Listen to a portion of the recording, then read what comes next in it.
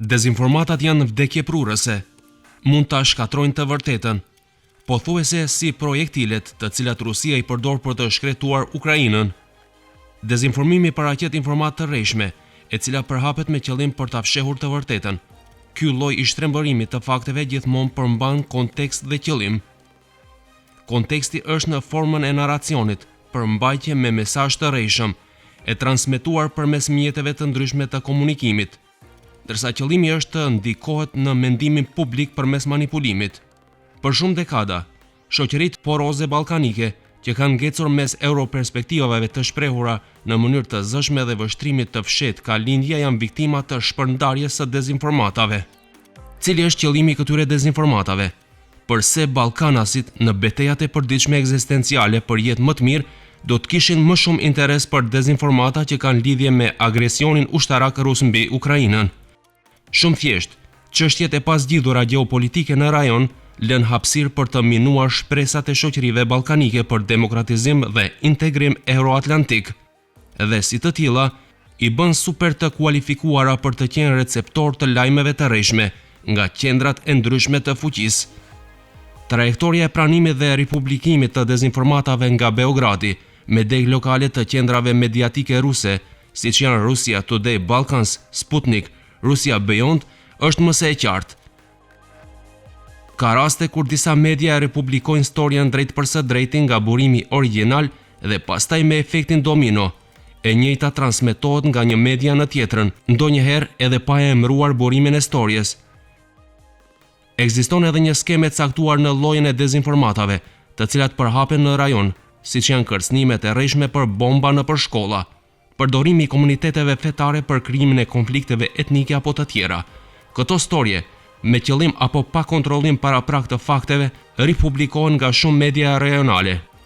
Cila është thellësia e spinit se reja radioaktive lëviz drejt Polonisë dhe pjesës tjetër të Evropës?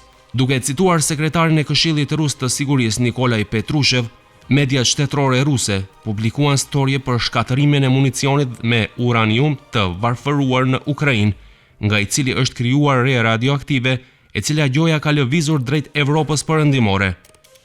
Më shumë se 30 media online rajonale të paraprirura nga Russia Today Balkans gjatë ditëve në vijim e morën këtë tregim. Edhe autoritetet ukrainase, edhe ato ruse konfirmuan sulmin. Asnjëra palë nuk përmendi uraniumin e varfëruar. Edhe Agjencia Ndërkombëtare dhe ajo polake e energjisë atomike konfirmua se nuk ka rrezatim të rritur gama në Ukrainë. Kontrolluesit rajonal të fakteve i kanë hulumtuar dëshmitë që kanë lidhje me këtë dezinformat. Përse është bërë ky konstruksion i rrem? Reja e supozuar radioaktive është tentativë perverse për të shpërndarë frikë dhe panik në popullat, si dhe mosbesim në sistem. Rusia i përdor ndjenjat negative të njerëzve nga Ballkani perëndimor që i kanë për municion me uranium të varfëruar, të ngjallura nga narracioni i njohur nga koha e sulmeve ajrore të NATO-s mbi ish Republikën Jugoslave. Porosia është se aktivitetet e NATO-s janë të dëmshme, se për shkak të donacioneve të tyre për Ukrainën, për pajisjet ushtarake dhe për municion, pasojat e dëmshme do të ndjehen në tërë Evropën, rrjedhimisht edhe në vendet e Ballkanit perëndimor.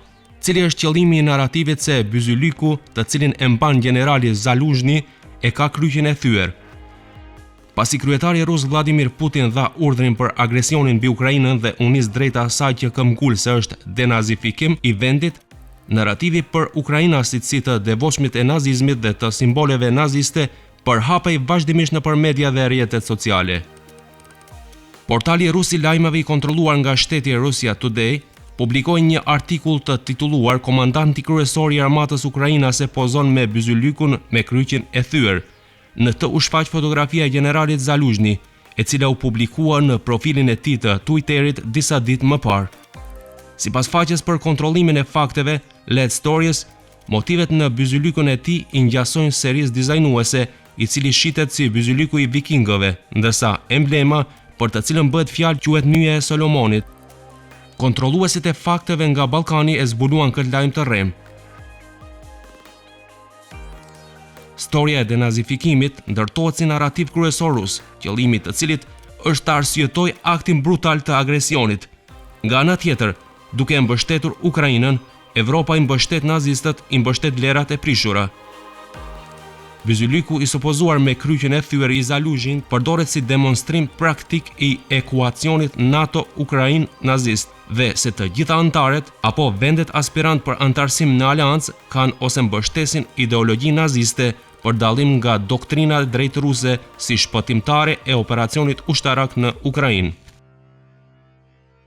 Cili është qëllimi pas mbushjes së hundës së Zelenskit me para? Më 4 prill të vitit 2022, një video kinse incizuar në sheshin Duomo në Milano u paraqit në kanalin e Telegramit të shpërndarësit të njohur të dezinformatave në emrin Veçerni Omarov. Në video shfaqet një billboard me fotografinë e Zelenskit, ku njerëzit vendosin paratë e donacioneve në vrimën e hundës së presidentit Ukrainës. Sipas platformës italiane Open që shërblen për kontrollimin e fakteve, videoja u përhap shumë dhe u shikua në profilet e Twitterit, të njohura për përhapjen e lajmeve të rreshme si Radio Genova, Sprinter dhe shumë të tjera. Instalimi vërtet është i kontrolluar dhe është vërtetuar se në vetë billboardin nuk ka hapësirë që të përmbajë çfarëdo lloj të sistemit të vakumit. Skajet e billboardit nuk i përshtaten skajeve të vërteta të totemit. Kontrolluesit rajonal të fakteve i kanë hulumtuar dëshmitë që kanë lidhje me këtë dezinformat. Rasti me billboardin është tentativë për shfaqjen vizuale të narrativit rus në lidhje me pyetjen, të cilën qytetarët evropian duhet t'ia parashtrojnë vetes, ku shkojnë paratë tona. Dëmtimi i reputacionit të Zelenskit duhet t'i cenojë vlerat perëndimore dhe të shkaktojë revolt, pasi ndihma financiare për Ukrainën mbaron në xhepat e dikujt. Këta 3 shembuj shërbejnë për disa qëllime primare: cenimin e funksionalitetit të sistemit shtetëror të vendeve të rajonit, paraqitjen e qeverive të këtyre vendeve si jo kompetente, shkeljen e vlerave perëndimore, përhapjen e euroskepticizmit, prolongimin ose ndërprerjen e negociatave për adarim në BE. Në fund, narrativi kryesor i fermave të trolleve është: Rusia është bartësi standard i erës së re dhe i vlerave të vërteta, i anti-imperializmit, i rendit të ri të drejt botror. Për këtë shkak, opinioni i gjerë duhet të nisë të bëjë dallimin e të vërtetës në detin e dezinformatave, sepse krijohet presion mbi perceptimin publik, i cili nis të ndërtojë qëndrime mbi një grumbull gënjeshtrash në media. Për këtë shkak të menduarit kritik dhe shkrim leximi mediatik janë kyç.